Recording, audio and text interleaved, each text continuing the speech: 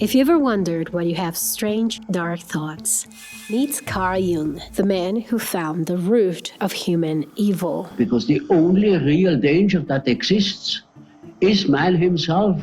He is the genius psychologist who traveled deep into the psyche's dark side to bring back a life-changing secret, the ultimate human advantage. To get it, we'll uncover 5 revelations that led Carl Jung to the source of human darkness, beginning with how Carl Jung's obsession with the human psyche led to his first discovery. He wrote, "What if there were some living force whose sphere of action lies beyond our world of every day? Are there human needs that are dangerous and unavoidable?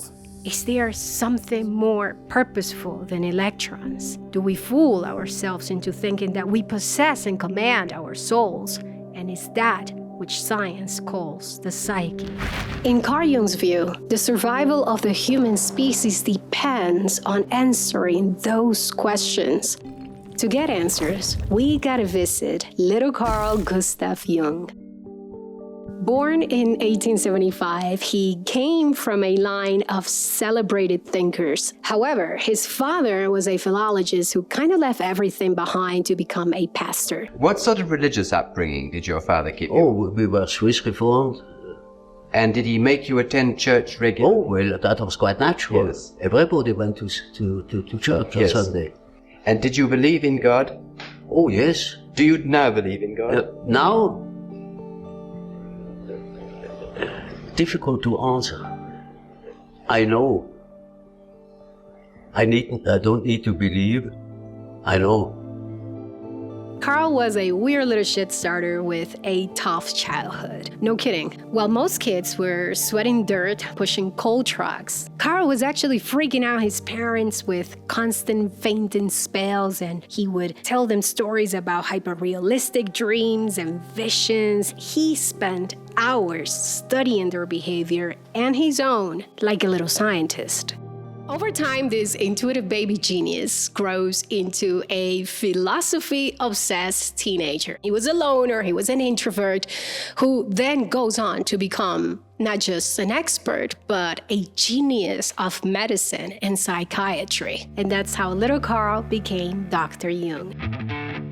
One of his career highlights was collaborating with superstar Sigmund Freud, known as the father of psychoanalysis. For roughly 5 years, Freud took Dr. Jung under his wing, and together they went on to study the unconscious psyche. But Carl, being a weird little shit starter, concluded that Freud was kind of wrong about everything.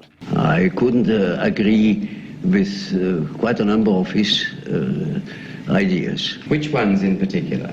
Well, chiefly his purely personal approach and his disregard of the historical conditions of man. You see, we depend largely upon our history. Carl sensed a larger concept, a freakier one with infinite potential. He called it the collective unconscious, and Freud called it quits, because shortly after Dr. Jung expressed his disagreement, the relationship ended.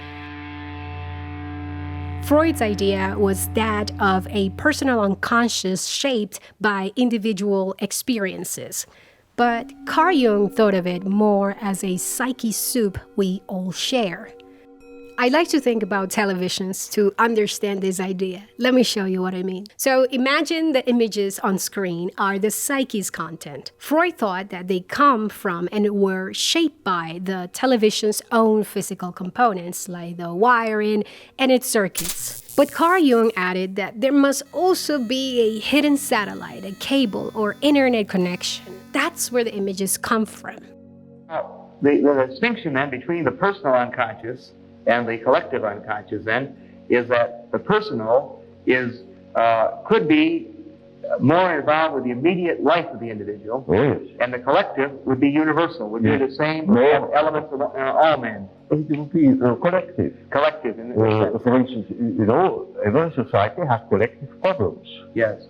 collective convictions, and so on. In Carl's view, this database or collective unconscious is a mysterious, ancient, and universal world we inherited. It's influencing you and I and everybody else, and it does so in ways we might never actually understand. Unlike the personal unconscious, which is made up essentially of repressed or forgotten contents, in Carl's view, the collective unconscious have never been in consciousness, and therefore have never been individually acquired, but owe their existence exclusively to heredity. In other words, the collective unconscious is made up of inherited mental patterns and instincts that we didn't really learn ourselves, but we have them because they were passed down to us through ancestry. As mind-bending as this discovery was, Dr. Jung says this was just the tip of the iceberg. Now that he had the collective unconscious, the real question was, what the heck is inside of it? He kept digging until one day he uncovered something, a breathtaking treasure. Inspired by ancient wisdom, he called it the Archetypes and wrote, "My thesis then is as follows. In addition to our immediate consciousness, which is of a thoroughly personal nature and which we believe to be the only empirical psyche, there exists a second psychic system of a collective, universal, and impersonal nature, which is identical in all individuals. The collective unconscious does not develop individually, but it is inherited. It consists of pre-existing forms, the archetypes, which can only become conscious secondarily and which give definite form to certain psychic contents." There are individuals that have amazing knowledge of themselves, of the things that go on in themselves. But even those people wouldn't be capable of knowing what is going on in their unconscious. Yeah. For instance, they are not conscious of the fact that while they live a conscious life, all the time a myth is played in the unconscious. A myth that extends over centuries. Yeah. Namely, archetypal ideas, a stream of archetypal ideas that goes on through one individual, through the centuries. Yeah. You see, it is like a continuous stream, and that comes then to the daylight in the great movements. Yeah. Say in political movements or in spiritual movements. For instance, in the time before Reformation, people dreamt of the great change, and that's the reason why such great transformations could be predicted. Yeah. These are some of the most common archetypes. You got the hero, the fool, the sage, the devil, the sun, the moon, the lovers, and there's so much more. I'm pretty sure you've seen these characters in movies and other types of art. But also, if you look around, it's in your friends, it's in your family, and of course, it's in you. Something extremely important is that archetypes are not just some type of characters. They can also be all types of symbols and events we all share, like justice, strength, luck, death. Now, there's also nonsense going around about Carl Jung presenting 12 archetypes. But the truth is that Carl thought that there could be an infinite amount of archetypes, some of which we may never become aware of. Each archetype has both positive and negative sides. So if you take the archetype of the hero, for example, it carries both courage and vulnerability, success and defeat. This duality means that the hero's noble qualities like strength, bravery, and perseverance can become twisted, very twisted. They could manifest into arrogance, domination, or even a thirst for power. The real issue with archetypes having both a negative and a positive side is that according to Carl Jung, they guide and control how humans think, feel, and act. And it all happens without you even understanding how it happens. Although each one of the archetypes he came across blew his mind, one captivated Jung the most. This one was a world within worlds and a step closer into the psyche's darkest secret. He called it the shadow. Carl understood the shadow as the parts of ourselves that we reject, the parts we repress so hard they go deep into the unconscious, regardless of whether they're actually good or bad. He wrote, "The shadow is on one side, regrettable and reprehensible weakness. On the other side, healthy instinctivity and the prerequisite for higher consciousness." Think about the parts of yourself that you don't always like to show. Like when you feel really fucking angry and you want to shout at your toxic manager, but HR is literally hawking you. So what do? You swallow your anger and you walk away. In Jungian terms, if you swallow and ignore your anger, you could become a people pleaser. But if you let your anger out in its raw, explosive form, it could cause some serious harm. But if you become aware of it and its source, and you get to know that side of you, you can transform that anger into assertive communication or clear boundaries. As a matter of fact, Carl famously wrote, "One does not become enlightened by imagining figures of light, but by making the darkness conscious." Bringing our repressed sides into the conscious is extremely important in Carl Jung's view, considering these forces silently influence our behavior in both positive and terrible ways. He adds, "The shadow is a moral problem that challenges the whole ego personality, for no one can become conscious of the shadow without considerable moral effort. To become conscious of it involves recognizing the dark aspects of the personality as present and real. This act is the essential condition for any kind of self-knowledge, and it therefore, as a rule, meets with considerable resistance." However, Carl Jung's real warning for those who avoid facing their shadow is about the shadow's true godlike power. Carl writes, "The psychological rule says that when an inner situation is not made conscious, it happens outside as fate." Carl Jung realized that the shadow's godlike superpower is to materialize itself as events in your life.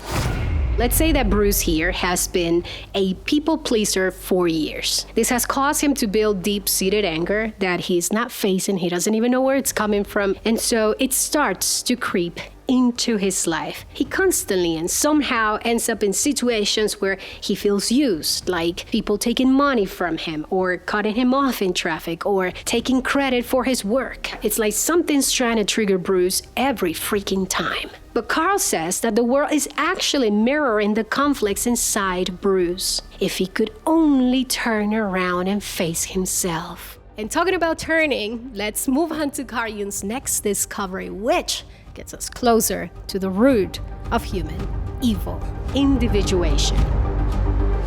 Individuation is, in Carl Jung's view, the journey to becoming a whole person. Not a fraction, not a mask, but the real you. Pretty, ugly, and disgusting sides included. Through the process of individuation, you stop living in fear. You stop projecting inner conflicts onto others. You gain compassion, clarity, and strength. Jolan Jacobi, a super brilliant psychologist who worked closely with Carl Jung, writes, "The individuation process can either take place unconsciously or it can be made conscious in various ways and brought to a high degree of differentiation.